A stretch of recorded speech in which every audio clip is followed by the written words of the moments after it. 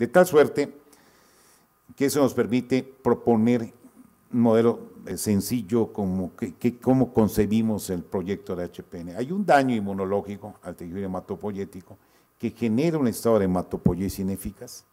Si esta hematopoiesis ineficaz puede ser cuantitativa, o sea, un daño suficiente para crear una aplasia, o cualitativa para crear una variedad de tipo mielodisplasia, y va a ocasionar en consecuencia la expansión de la clona que tiene la mutación del gen PICA, que es la clona HPN.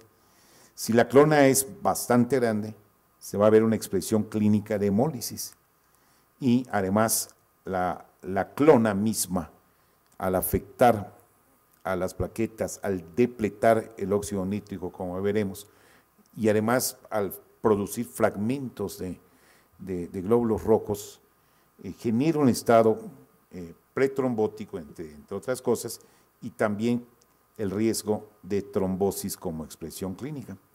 Esta emergencia, su único fin es tratar de crear una hematopoiesis compensatoria. Si no lo fue, pues va a ser una aplasia, son los casos que vamos a ver como aplasia. Si sí lo fue, vamos a ver los casos con una médula tipo mielodisplasia. Bueno, en México, en estudios que hicimos a nivel nacional, participaron participaron 16 instituciones en todo el país. Logramos juntar una de las casuísticas en su momento más grandes del mundo, 150 pacientes mexicanos. Aclaro, aquí el diagnóstico fue hecho con sistemas de hemólisis y tenía que haber cuando menos 2 pruebas positivas en los sistemas de hemólisis y en 2 ocasiones diferentes para considerar el caso como HPN. Aquí no se hizo con citometría, ni siquiera había la técnica definida para hacer el diagnóstico. Entonces, los pacientes, resulta que el grupo mexicano, la mayoría de los pacientes, 44 pacientes, tenían aplasia o hipoplasia medular, el 23% tenían médulas óseas suficientemente pobladas, pero no habían o no tenían hemólisis clínica, hemólisis que el paciente o el médico se diera cuenta, ni hemoglobinuria, y el 30% tenía el clásico cuadro de HPN, hemólisis y hemoglobinuria, y con médulas óseas que podrían ser o hipocelulares o normocelulares o hipercelulares. Y solamente 4 pacientes, que es el 2.5%, empezaron, si se descubrió la enfermedad, por una trombosis. No es que no les haya dado en la evolución trombosis, a pesar que es baja la frecuencia en el paciente mexicano, comparado, por ejemplo, con los europeos. Nosotros tenemos en la evolución de los pacientes mexicanos alrededor del 18 al 20% de eventos trombóticos. Y como en todos los casos, los eventos trombóticos son gravísimos, con muy alta letalidad. Curiosamente, los que debutan con un evento trombótico son los que más sobreviven.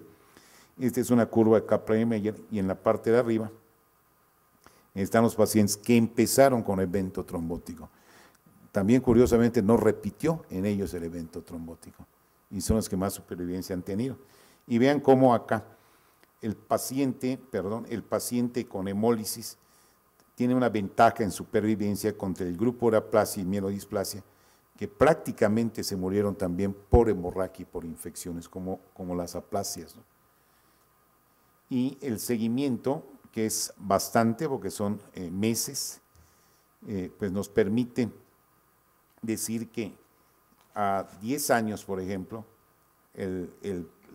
más de la mitad, el 70% de los pacientes hemolíticos mexicanos vivían, ¿no? Pero bueno, ¿qué tiene importancia o qué es esto? Nosotros estamos viendo casos y diagnosticamos HPN con sistemas de hemólisis, que es esta casuística que les muestro, en pacientes que tienen algunas características de mielodisplasia, pero en la vida actual, si vemos al revés, ¿cuántos pacientes que ya les diagnosticamos síndrome mielodisplásico podemos encontrar clonas HPN con citometría de flujo y sobre todo con citometría de flujo de alta sensibilidad?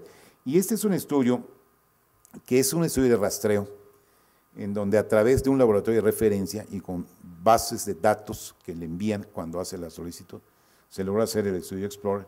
Y miren, aquí el de 451 pacientes vean esto, la parte de arriba es un dato equivocado, de 4.433 pacientes con una técnica de alta sensibilidad que puede detectar más de 0.01% de células que tienen clona de HPN, o sea, estoy hablando de 10.000 células, de una célula, perdón, en 10.000 células normales con clona HPN. Vean cómo se logra detectar la clona en la mitad de los pacientes con síndrome mielodisplásico. Y vean los pacientes que tienen más de 1% de clona, que son las técnicas más sencillas, de hecho, inclusive un paciente que tiene 3 a 5% de glóbulos rojos HPN, los sistemas de hemólisis empiezan a ser positivos, ¿no? Ya vean, aquí solamente es el 1.2%, es decir, si usáramos nuestras técnicas de alta sensibilidad, vamos a encontrar muchísimos. Si usamos las técnicas de citometría que detectan el defecto, la clona HPN, las estándares, pues vamos a estar en menor cantidad, ¿no? Es 1.2. Y aún así, esos pacientes que tienen más de 1% de clona o igual al 1% y una DHL elevada signo de hemólisis, pues es la mitad de los pacientes que tenían esta condición. Es decir, que estas clonas en estos síndromes mielodisplásicos, aunque no parezca, están generando un estado de hemólisis crónico. Y algo similar, bueno,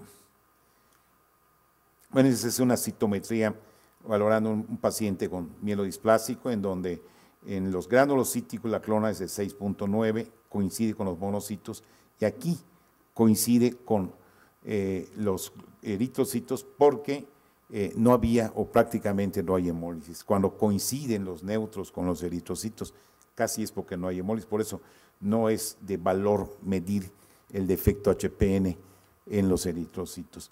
Y en este mismo estudio Explorer, si ustedes ven con anemia plástica, van a ver que clonas tan pequeñas como sea, el porcentaje de clonas de 0.1, una en 10.000, vean cómo de 451, 314 había evidencia de clonas, o sea, casi el 70%. Y pacientes que tenían clonas mayores de 1 es mucho mayor que en el mielodisplásico. El mielodisplásico es 1.2, aquí es 25%, y que además tuvieran evidencia de un grado de hemólisis, de los que tienen esta clona grande, pues es el 38%. Es decir, aún los pacientes también con aplasia, que es lo mismo, ¿no? ¿Cuántos pacientes con aplasia tienen clonas de HPN? Las nuevas técnicas, aún los pacientes con aplasia tienen una actividad hemolítica. Y esta es una transparencia de este grupo donde muestra la evolución de las clonas. Vean cómo, basémonos en los granulocitos, y vean cómo aquí era la clona, era 3.8, se fue a 7.6, 14.2, y los glóbulos rojos fueron de 0.8, 1.6, 1.8. Esta discordancia es porque probablemente esté hemolizando el paciente. Aquí tienen, llega una clona hasta el 23% y los glóbulos rojos solamente marca el 2.4%. Es decir, no es, por cierto, aprovecho para comentar que no es un marcador ideal los glóbulos rojos, ya de hecho no se hace. Y la cosa interesante es que los pacientes que tienen clona HPN, aunque no tengan clínicamente HPN, responden mejor a la globulina antitimocítica y a la ciclofosfamida, los pacientes que tienen síndrome mielodisplásicos, como esta gráfica puede mostrar, ¿no? Los pacientes con síndrome mielodisplásico, su respuesta y clona, los que tenían la clona respondieron el 78% y nadie que no tenía la clona respondió. Y cuando usaron la gamaglobulina antitimocítica, 89% y 27% de los que no tenían la clona. Aparentemente el tener una clona te da ventaja en la respuesta, y pasa exactamente lo mismo con los pacientes con aplasia medular. La respuesta es mucho mayor en los pacientes que tienen clona HPN que con los pacientes que tienen que no la tienen, ¿no? Y estamos hablando exactamente con gamma globulina y ciclosporina.